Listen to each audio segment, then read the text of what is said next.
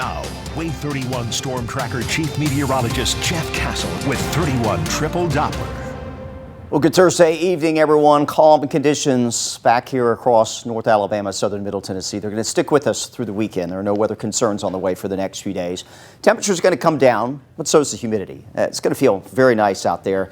Heading into Mother's Day weekend, if you got plans with mom, maybe something outside in store, I think that would be very appropriate. 78 degrees on your Saturday, mostly sunny, and we'll pick up a few clouds perhaps on Sunday, but still a decent amount of sunshine expected. More importantly, we stay dry.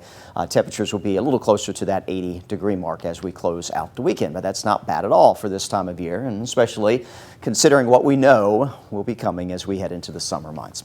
We also know rain will be back eventually, but tomorrow, Saturday, Sunday are looking dry. A few showers return on Monday, and then storm chances back in here on Tuesday, and some medium impacts perhaps out of that. That'll be our next best chance for some widespread wet weather across the area. A little uncertain at this point in time if severe weather will be an issue, but that is something obviously we're going to monitor very closely and keep you alert about as we get closer. There are no problems out there right now, but let's talk about what did happen yesterday.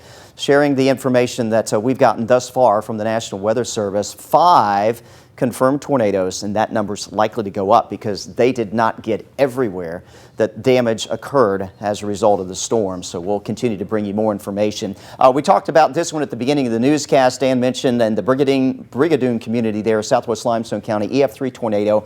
Peak winds 136 miles per hour on the ground, a little bit more than 2 miles. Maximum width just about 1/8 of a mile. So this was not on the ground for very long at all. But again, where it moved in, causing damage there in southwest Limestone County. This was the one in Huntsville on the ground for a little bit more than 2 miles, although National Weather Service is going to be looking at more information to see if this did stay on the ground longer. Peak winds of 105. This was an EF1. Again, it started in the Old Town area, just a little east of downtown, close to 5 points. Went through north of the medical district, parts of Blossomwood, and then kind of paralleled Governor's Drive there, starting to go up the mountain.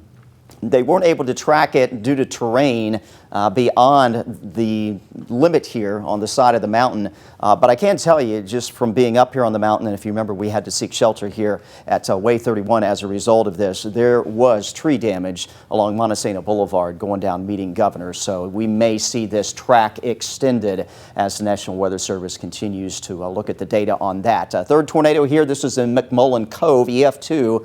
Peak winds of 122, just a little west of Gurley, right off a Little Cove Road. This is where this occurred, and that eastern bypass area. And lastly, the storm where I was surveying the damage today in Henniker, across parts of Jackson, DeKalb County. Still, they are gathering information on this preliminary report of an EF2 with 135 mile per hour winds. A fifth one, Rainbow Mountain in Madison, EF0 there, but don't have any specifics on that yet, but we will pass that along as we get it. Again, quiet now on radar and expecting to stay that way for most. We might sneak in a shower first thing tomorrow morning south of the Tennessee River, but that's it. Noontime, sunshine, sun tomorrow afternoon.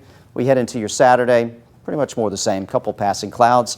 Nothing that will be a big deal for the weekend. Your lows tonight into the low and the mid-60s across the area. We will gradually warm back up into tomorrow into the mid-70s. Northwest wind 10 to 15, bringing in the cooler and less humid air. There's your highs. A little bit below average for this time of year, but it should feel fantastic out there, not just tomorrow, but over the weekend. Some chillier mornings in the 50s briefly before we warm next week. Start bringing those rain and storm chances back in starting on Tuesday. We're going to take a break right here.